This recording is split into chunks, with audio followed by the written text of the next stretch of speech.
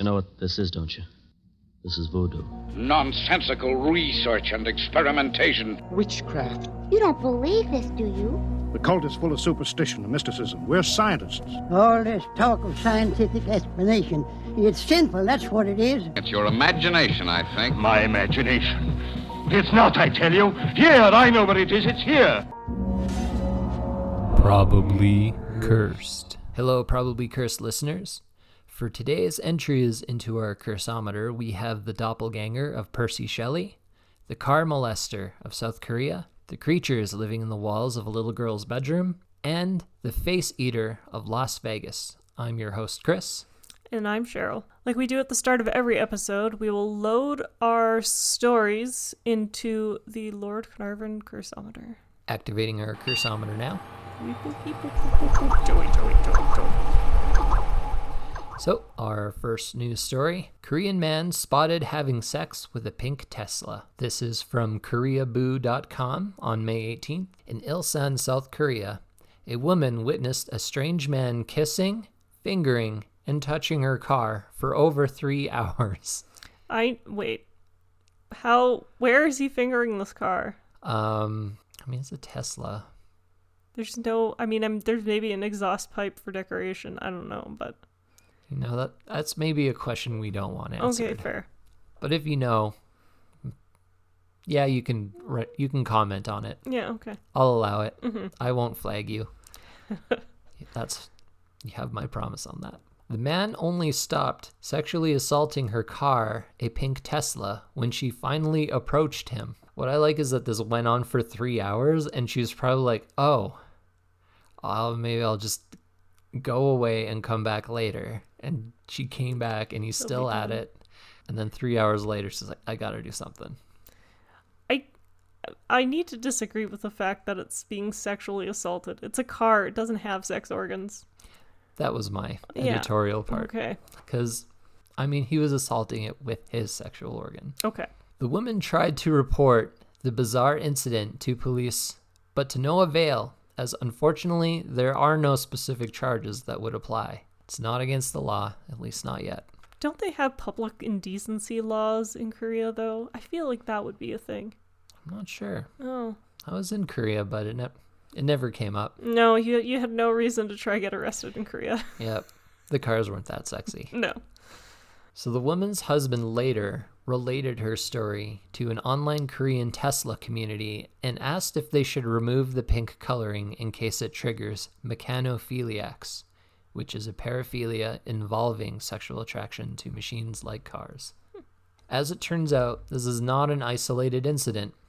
In late March, someone else recorded a video of an entirely different man laying on the hood of a white Audi, rubbing himself against it, and later on the front fender. Both incidents have sparked lots of online debate and worries that this may be turning into a new trend. Were both car stories from Korea? Yeah. Wow. If you go online, you can see clips of it as well. Interesting. And the man on the Audi, I just saw a screenshot of it, but he's on his belly, spread eagled on the hood of a car with his hand underneath him going to where you think it's going a man who's ostensibly making love to a car. That's fair. Yeah. This is when car guys go too far. Mm-hmm. I can think of a bunch of charges in North America that guy could get laid against him. So I don't know enough about Korean laws to know whether or not, but psychological damages would be a good one. It's true.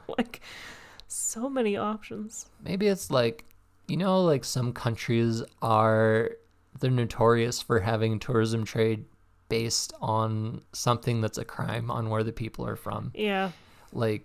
Before weed was legalized, people go to Amsterdam to smoke weed. Or, people going to countries just for, where sex is still kind of legal. Yeah. Or prostitution's legal. I wonder if there's going to be tourism trade to South Korea until they pass a law. Oh, maybe. Where people are just going to be making love to cars in parking lots. Mm-hmm. The Fantasyland Hotel has a truck room. Oh, yeah.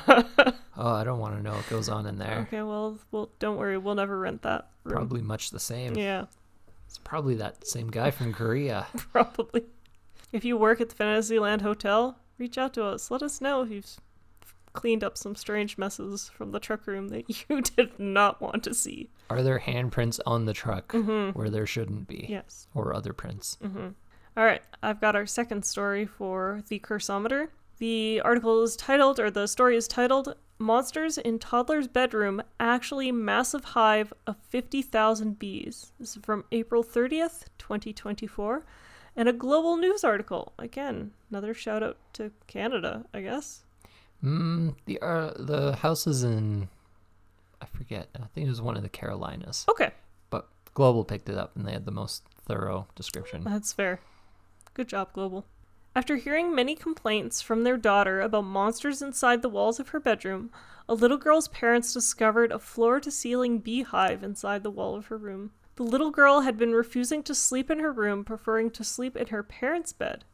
Her parents initially believed that the cause was due to a recent viewing of Monsters, Inc. Monsters, Inc. isn't even that scary. I mean, the movie starts off with showing how the monsters work. Yes. And imagine she just couldn't make it past that point, and she thinks that's what the rest of the movie was about. Oh, maybe. Otherwise, yeah. That's the conclusion you get to if you didn't watch to the end, in my mind. Or if you fell asleep partway through. However, over time, they noticed increasingly amounts of honeybees hanging out in their yard, which convinced them to call a beekeeper to look around. Using a thermal camera, the beekeeper found the hive in the daughter's wall, which would have likely been accessed by the bees through a dime-sized hole in their chimney for the last 8 months. Since honeybees are a protected species, the family had to undergo a lengthy process of removing the bees and their queen, which had to be relocated to a nearby sanctuary. Over 50,000 bees and 100 pounds of honeycomb have since been removed, and now the family faces the task of repairing the damage to their walls, floors, and electrical system due to the bees and their honey. I guess children's hearing is better.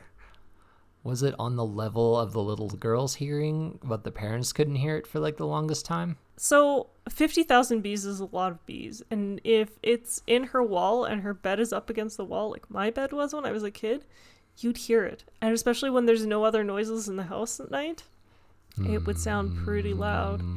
Yeah, like 50,000 bees. The other thing being, a lot of parents are quick to dismiss when their kids say weird stuff like that. So I almost wonder if they just kind of passed it off as being like, meh. Just go to bed. Like, especially if she didn't describe it as a buzzing. Right? Like, you could walk into a room and easily... I heard something on the wall. That is the second story, and I'll load in our third story to finish calibration. The title, Man was missing eyeball, ear, following violent attack, authorities say. This is a story from May 2nd from WSAZ News Channel. Just wait, was it a cockatiel? Not a cockatiel. Okay, just checking. It was a man who had the spirit of a cockatiel. Okay. At 5 a.m., on a Sunday, Las Vegas police received a report of a man tackling and punching another man on Las Vegas Boulevard. This was followed by a second report 45 minutes later of a man sitting on another man eating his face. When police arrived, they found the suspect kneeling next to the victim with biological matter in his hair, mouth, and on his clothing. The suspect told the officers the victim had attacked him. The victim was brought to hospital where he was pronounced dead. He was missing an eye and ear and had a large cut on his head. The suspect explained to the police later that he was awake for 5 days straight because something was possessing him. He claimed he was tweaking, and he was fighting a shapeshifter, and was hearing voices in his head that told him to kill the man who he didn't really know. Wow. Good job, Vegas? Also, he explained that he was helped by a higher power and used his teeth to hurt the victim and eat his eyeballs and ears. The suspect is now in the Clark County Detention Center. That's, I hope the guy was dead before the guy started eating him. Some of the reports that I read online, because the news stories, it's still fresh, so everyone's still got kind of different accountings. But after the tackle and the punch, there was much slamming of a head into the ground. Okay. So I don't know if he was alive I don't know if he was being eaten alive or if he was being eaten dead. hopefully dead. That would not be fun to experience while you're still alive. None of this would be that great. No. Vegas, baby. Right, so we have the 3 stories loaded into our cursometer for calibration now. We will get it to spit out the results. Please stand by. For the first news story of the cars being sexually assaulted, those are my words, in Korea. It says the real curse is people. I feel like that should be on an episode of My Strange Addiction. Like, he's just, I don't know, that's off the wall. They did have an episode of a guy who was in love with his car on My Strange Addiction. Yes, they did. He wasn't a Korean guy, he was some white guy. Yeah, from the States. So maybe they all know each other. I mean, there are some dark forums of the internet, I'm sure, that have some very interesting topics going on that I definitely don't want to hear about. Although on the topic of that episode of My Strange Addiction, Yeah. they interview the father at one point. Yeah. And you can just see in his eyes that he wants to talk about anything other than what his kid's into. Yes. So the results for the second news story about 50,000 bees in a child's bedroom wall. The results are probably blessed. You Good. got free honey in the wall. Not just that, but they're a sensitive species, so good job, honeybees, on spreading your population. You provided a safe habitat for those bees, family. They could have installed a faucet on the wall and had fresh honey whenever they wanted. I mean, I like that idea, but I don't think that's accurate. No. If only this was the Looney Tunes universe. Reality rarely measured up to my imagination. I imagine a lot of people listening to this don't think it's a blessing, but I'm a biologist and I like bees. What's the worst that honey can do? Some people don't like bees. I guess. And the results for the third story about the face eater in Las Vegas, definitely cursed. We don't know if he was or wasn't fighting an actual shapeshifter. Yeah, they didn't mention anything about toxicology reports to say how much he was tweaking or what he was tweaking on, so I'm just going to assume it probably was a demon. Yeah. Either way, the results are kind of the same. Yeah. And how do we know the shapeshifter didn't just turn into the shape of a dead body and then scrabbled out of the morgue later on? These are questions we'll have to contact Las Vegas police about. All right, so that is the calibration phase of the episode. Before we get on to the main topic, we'll head over to the Probably Cursed, a museum and gift shop, to see what artifact has dropped this month.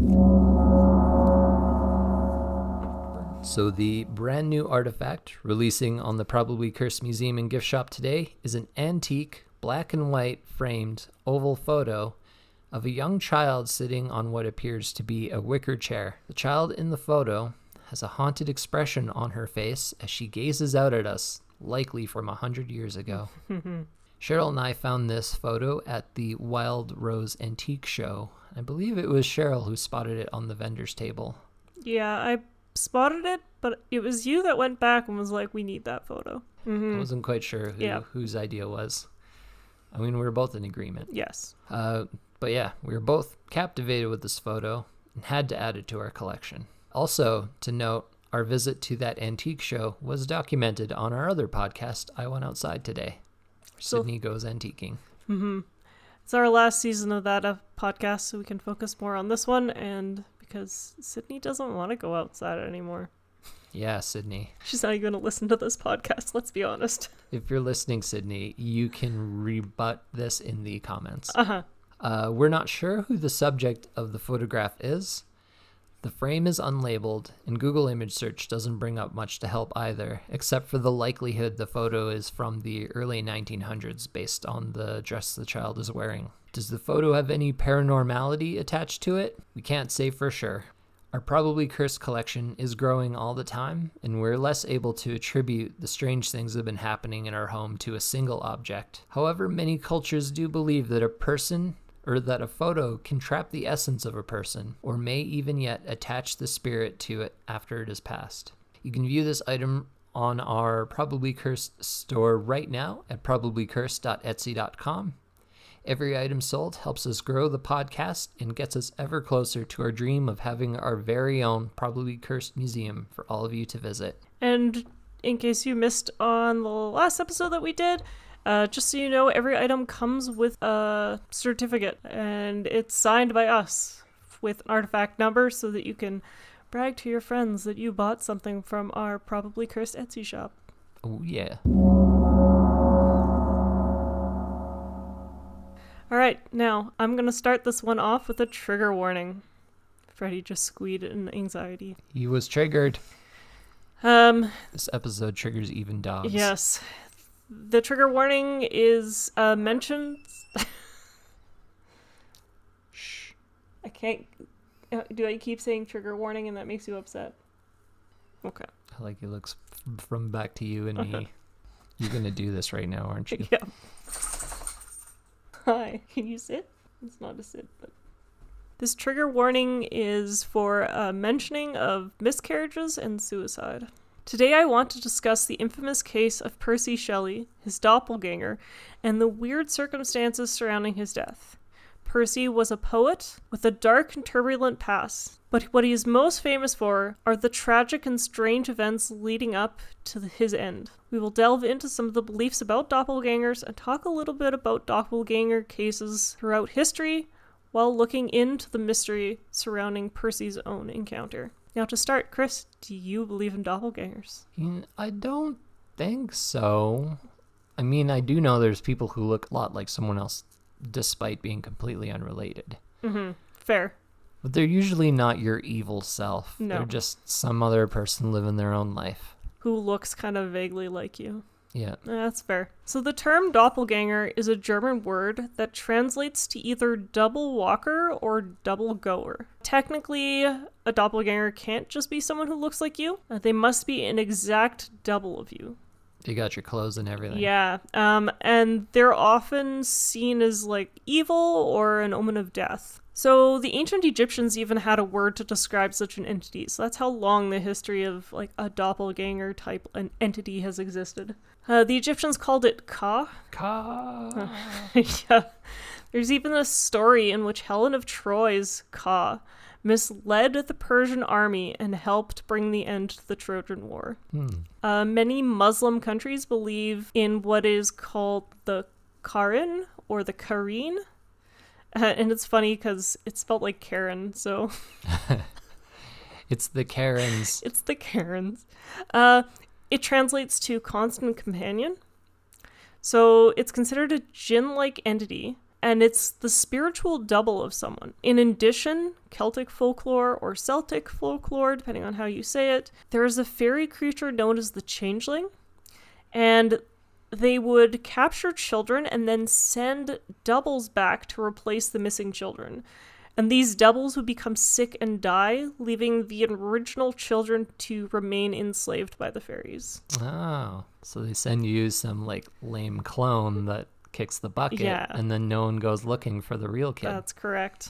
Now, is the through line that it's a spirit, or it's like a manufactured entity that looks just like you, or is it you? So some of the accounts that I saw of the Changeling online, they actually said that the double they send back is a fairy child who looks exactly like your child. Yeah, that must take some arranging. Yeah, that's got to have some magic involved of some sort. And one more question. Yeah. Before I sidetrack you more. Of course. Star Trek taught me that if you ever have a doppelganger, they have a goatee. Is that the case? I did not find any reports of that.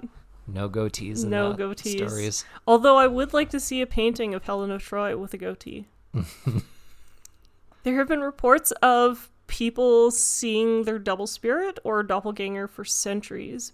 But with the advent of facial recognition software, it's becoming more common than it was before to find your double. Although, again, these aren't really considered your doppelganger. It's just somebody who looks a lot like you. Although it makes it harder to be a doppelganger. That is true. Several authors have written books or stories about doppelgangers, including Edgar Allan Poe in his story William Wilson, Robert Louis Stevenson in his Dr. Jekyll and Mr. Hyde, and this one I hadn't heard of before, but Henry James in The Jolly Corner. There have also been movies like Us and TV shows like the Netflix series Dark. So I'm going to start off with some real life in quotation cases. These are totally real. One of them is for sure real. Everything we talk about in this podcast, 100% real. 100% real. So Queen Elizabeth I is said to have observed her doppelganger lying in her own bed, looking pale and lifeless. The double looked like it was dead, and it was laid out like a corpse. Only a few days later, Queen Elizabeth I died of blood poisoning. Whoa.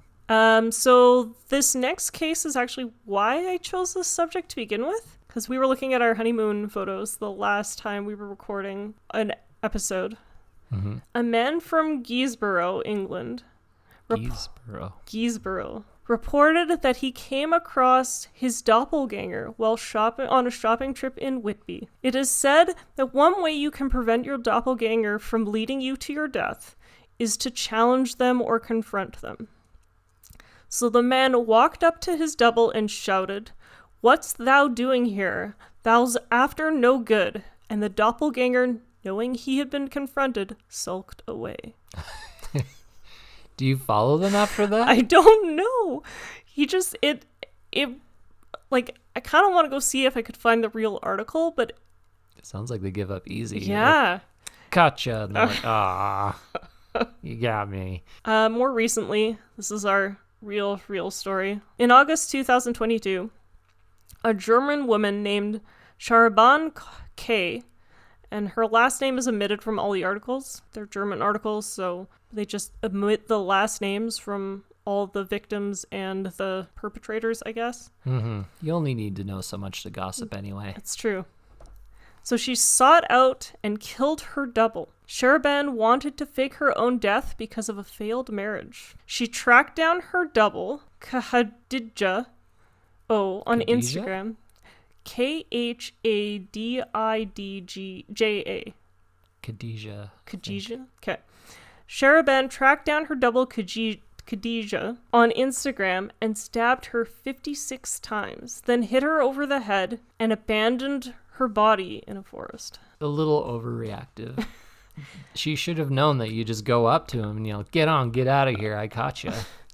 Or, like, why don't you just swap places? If anything, the, like, Prince and the Pauper story has told me, if you swap places, you get to learn how good your previous life was. Mm-hmm. There were other cases out there, but I couldn't really find enough information to write up any sort of details on, so now we'll get into the story of the most infamous doppelganger case. This is the story of Percy Shelley.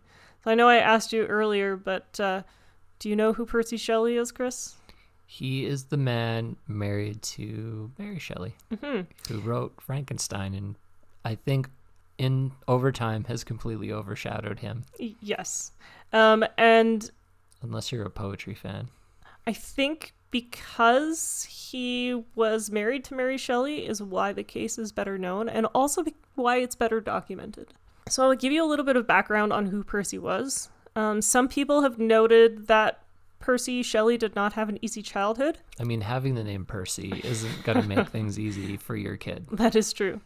As a young man, Percy's father is rumored to have tried committing Percy to a madhouse. It is said that Percy had thrown his brother's baby carriage into a patch of strawberries, and there are various accounts of him terrorizing his sisters. Insane. Don't worry, it gets worse. I mean, I've terrorized my sisters. I think that's the duty of an older brother. But I think the difference is throwing your sibling in a strawberry patch. Uh-huh. Yeah, that's just not, especially when they're a baby. Yep. That's just not okay. It's too late for me now to be officially insane. Uh-huh. In college, Percy was known as Mad Shelley, and it was a nickname he earned after he impaled one of his classmates' hands with a fork. And they let him back in school? I didn't kick him out. I guess he just got detention or... Yeah, it's a lot of fork stabbing in eyes in the last 2 episodes. Or fork stabbings in the last 2 episodes. Mm-hmm. It's an underrated weapon, I suppose. Yeah, that's fair. Percy also suffered with periods of sleepwalking, often triggered by stress, and he reported experiencing various hallucinations throughout his life. There are even people who believe he shows signs of bipolar disorder, although bipolar disorder did not really exist as like a diagnosis back then. He was suffering from bouts of mania. Uh-huh. Do you think him having like the nickname, like kind of had this bad boy thing going on? That's what drew Mary Shelley to him. No, and actually I'll go into a little bit what may have drawn her to him.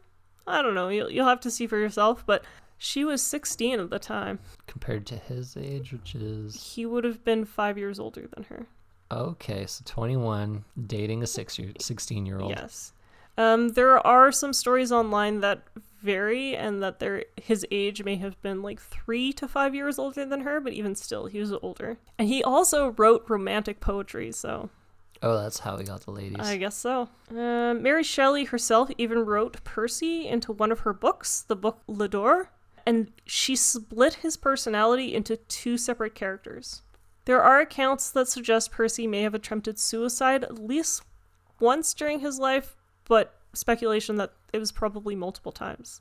Percy was also well aware of his own mental health issues, and he often referred to his personality as a divided self.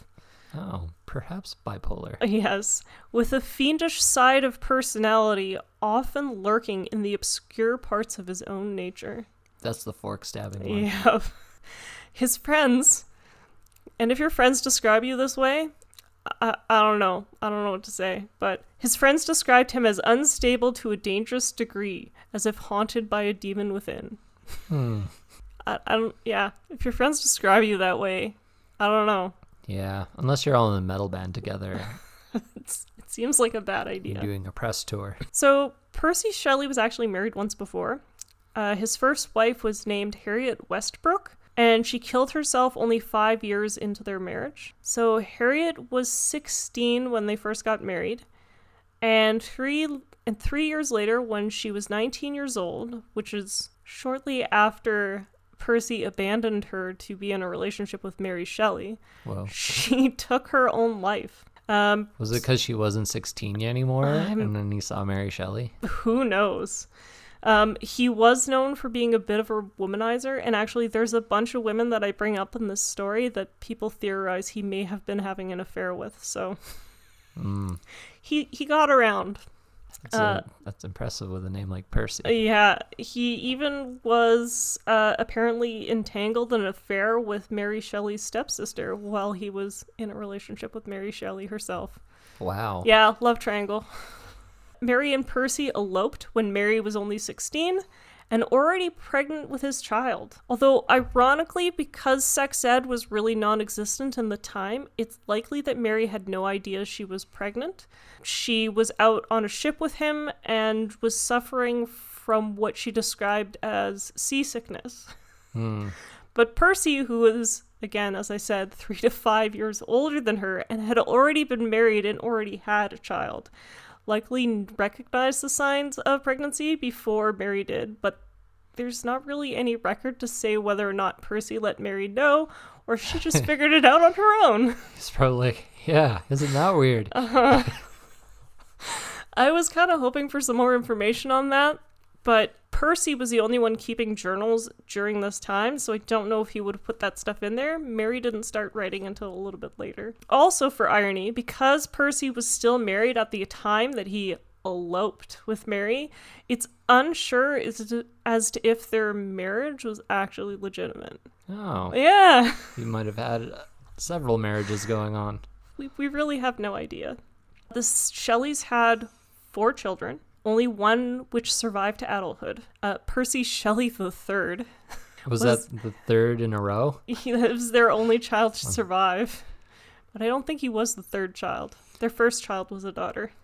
Okay. Yeah. I'm just imagining, like, a child dies and they try again and they give it the same name. Yeah. I did wonder that, and it is possible. Because Percy Shelley I would have been Percy Shelley himself. So it's possible they had another child between there. That they had named Percy. And then he died.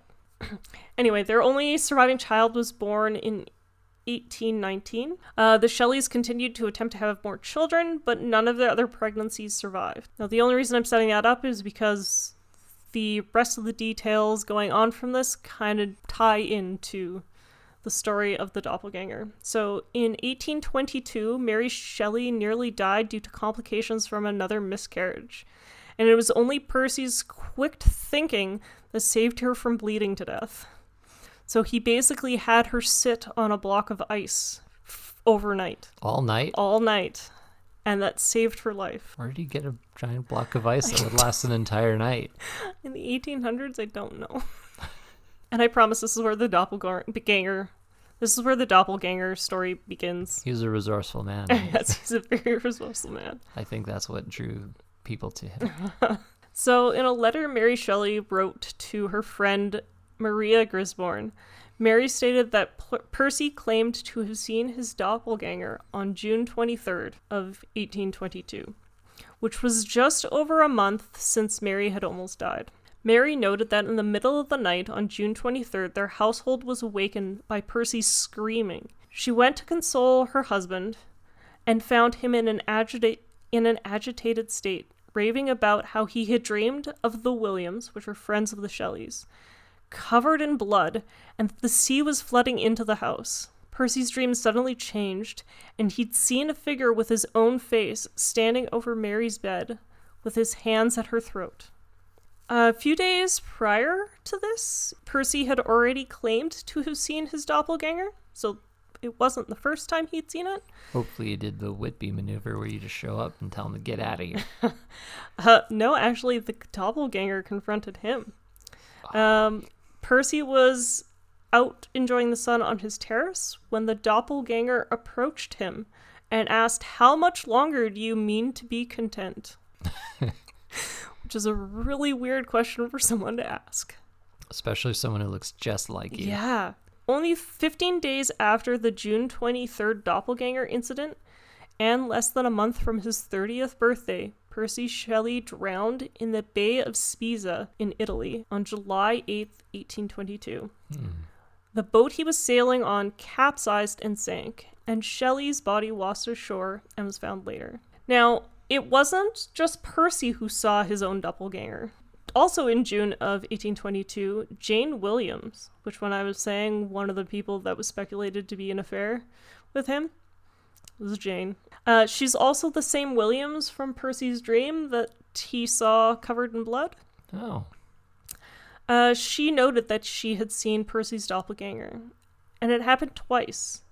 Jane wrote to Mary, stating that she had observed the doppelganger pass by her window, both times walking in the same direction past the same window. So he's walking around the block doing circuits? Around her house. However, it would have been nearly impossible for the real Percy Shelley, because it would have required him to climb over a 20-foot wall to pass the window, walking in the same direction without backtracking. Oh, mad Percy Shelley. Jane was out on her terrace. Stay away from terraces. That's where doppelgangers show up, I guess. It's true. That's like doppelganger habitats. Yeah. She was out on her terrace with her friend at the time. And when she did not see Percy Shelley's doppelganger pass by after his second passing, so for the third time, she cried out, "Good God, can Shelley have leapt from the wall? Where could he be gone to?" To which Jane's friend pointed out that he had not seen Percy walk past the window, and that it could not have been Percy because he was nowhere near the house at the time. Doppelganger. Now, to add a little bit more detail to the strange events surrounding Percy Shelley's death, so he was sailing in a ship that was purchased with Jane's husband, Edward Williams, and a naval officer named Daniel Roberts, which I'll be honest, this kind of sounds like the type of thing that a guy might do if they're going through like a midlife crisis. Like he'd buy a boat with a couple friends and be like, "Let's sail around the world before I turn 30. I gotta do it. Yeah. I haven't done anything with my life. The boat they had purchased was named the Don Juan, although they decided to rename it the Ariel. After the mermaid? So I looked that up.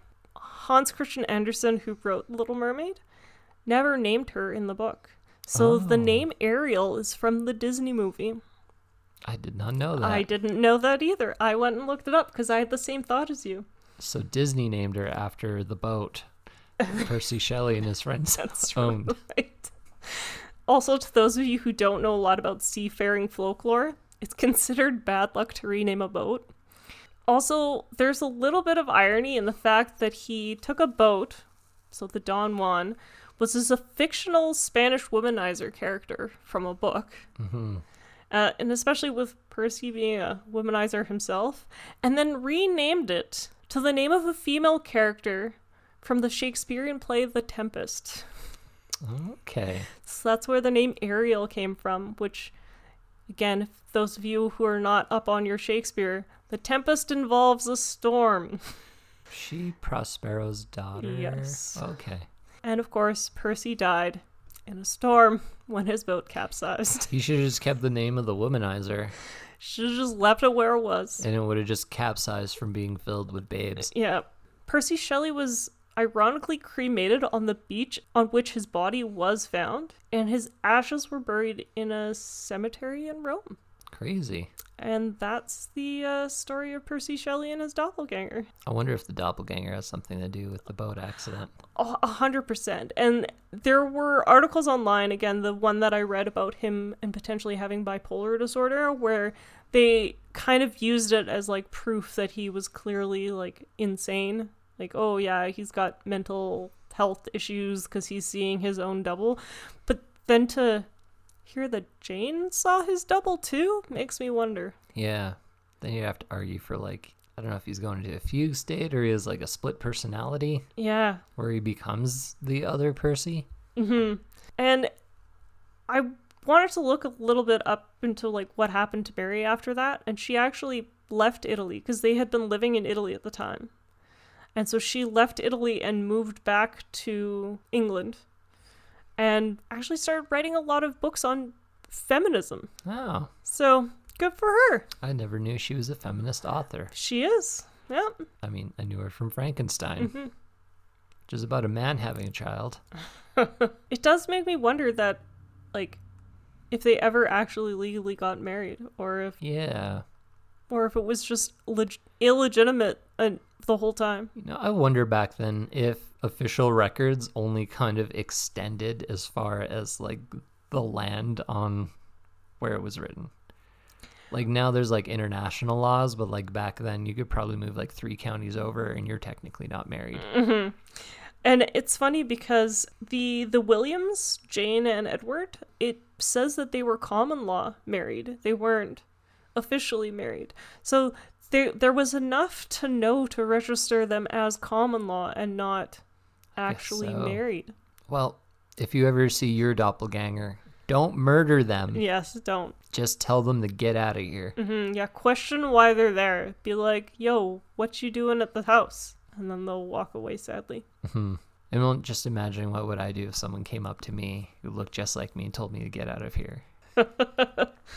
Why do you keep being so happy, goddammit?